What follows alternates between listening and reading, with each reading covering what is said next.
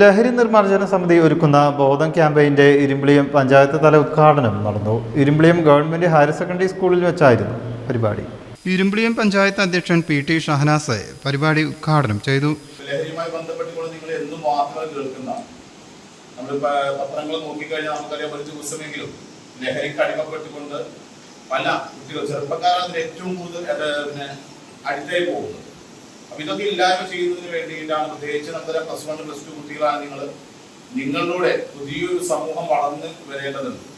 സ്വാഭാവികമായും നിങ്ങൾ എങ്ങനെയാകുന്നു ആ ലക്ഷ്യത്തോടു കൂടിയൊക്കെ ഇനി വരുന്ന തലമുറ വളർന്നു വരാനുള്ളത്. PTA പ്രസിഡന്റ് VT അമീർ അധ്യക്ഷനായി.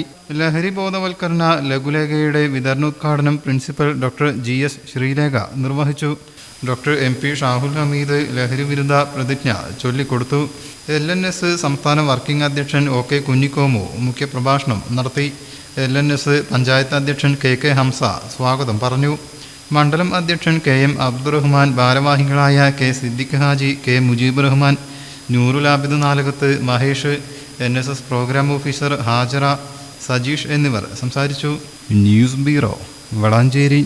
In the heart of Malappuram, with traditions weave seamlessly into modernity, KMT tells a story of unity.